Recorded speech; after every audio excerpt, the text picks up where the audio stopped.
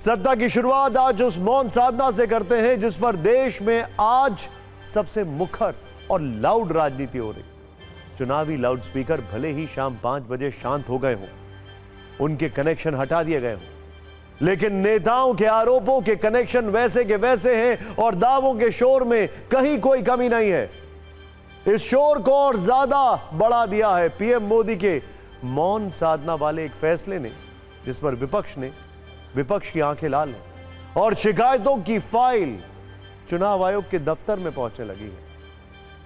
75 दिनों तक चली लंबी चुनावी प्रक्रिया के बाद आज प्रचार खत्म हो गया है। अब नेताओं को 1 जून के मतदान और 4 जून के नतीजों का इंतजार है। इस बीच प्रधानमंत्री मोदी शाम 6 बजे तमिलनाडु के कन्याकुमारी में भगवती देवी अम्मन मंदिर पहुंचे। उन्होंने यहां पूजा अर्चना की। इसके बाद विवेकानंद शिला पहुंचे। अगले 48 घंटे तक प्रधानमंत्री मोदी इसी विवेकानंद शिला पर रुकेंगे। वहां पीएम ध्यान लगा रहे हैं और 1 जून को वापस दिल्ली आएंगे। 1 जून को अंतिम चरण की वोटिंग है। देश की 57 सीटों पर वोट डाले जाएंगे और इससे ठीक पहले प्रधानमंत्री मोदी का ध्यान कार्यक्रम शुरू हो गया है, जिसमें वो पूरी तरह से मौन रहेंगे। इसे मौन साधना भी कहा जा रहा है। इन दोनों घटनाओं पर हमने अपने न्यूज मित्रों के लिए सत्ता की एक खास कुंजी तैयार की है, जिसके 2 पक्ष हैं, एक राजनीतिक, दूसरा आध्यात्मिक। राजनीतिक कुंजी में हम आपको मौन साधना पर मुखर सियासत के बारे में बताएंगे और आध्यात्मिक कुंजी में हम आपको यह बताएंगे कि पीएम मोदी ने ध्यान के लिए कन्याकुमारी को ही क्यों चुना। यह कुंजी आपकी राजनीतिक और आध्यात्मिक दोनों तरह की जानकारियां बढ़ाने वाली है, इसीलिए इसे ध्यान से देखिएगा। शुरुआत राजनीतिक कुंजी से करते हैं। शाम 5 बजे से चुनाव प्रचार पूरी तरह बंद है।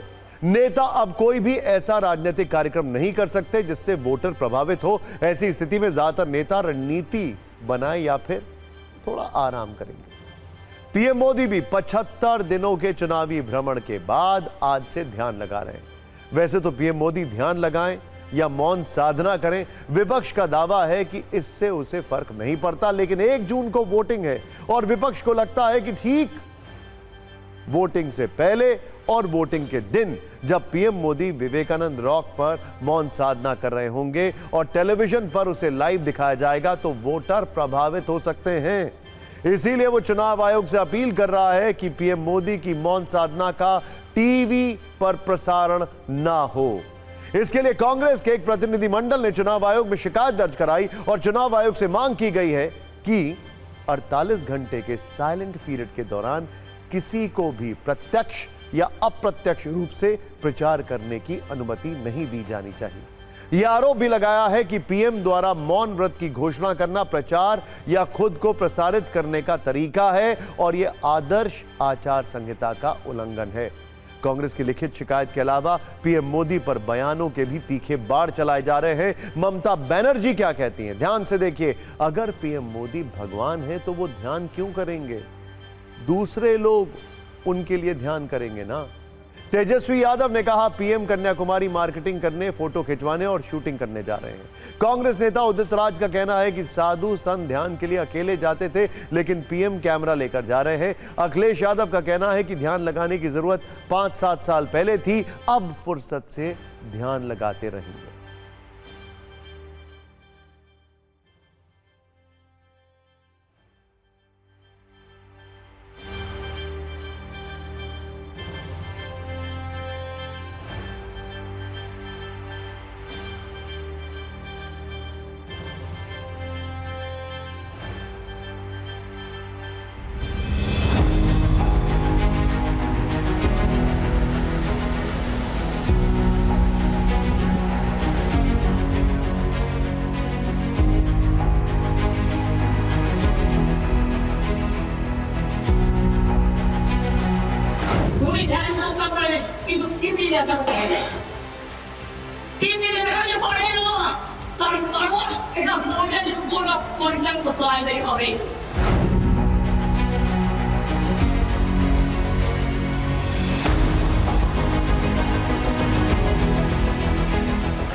विवेकानंद के इस पे जाके बैठने से या समंदर में डुबकी मारने से या गंगा में डुबकी मारने से ये ज्ञान नहीं आता, इसको पढ़ना भी पड़ता है, सोचना भी पड़ता है।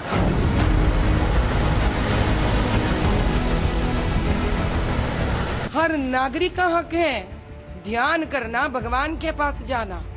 क्या हमने तो कभी किसी से नहीं कहा है कि आप मस्जिद मत जाओ, आप दरगाह मत जाओ? हमने तो नहीं कहेंगे, ना कहा है ना कहेंगे।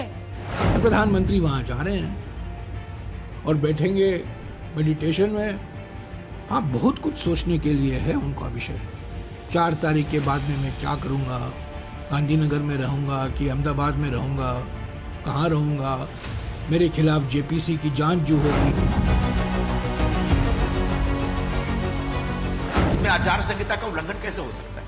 लेकिन जो गांजा लेने वाले, वीड पीने वाले हैं जो शांति के लिए, उनको इस मेडिटेशन का आध्यात्मिक महत्व समझ में नहीं आएगा। इस व्यक्ति ने 7 चरण में भैंस, मंगलसूत्र से लेकर मुजरे तक की बात की हो तो उसको तो आत्मचिंतन के लिए ध्यान की आवश्यकता है।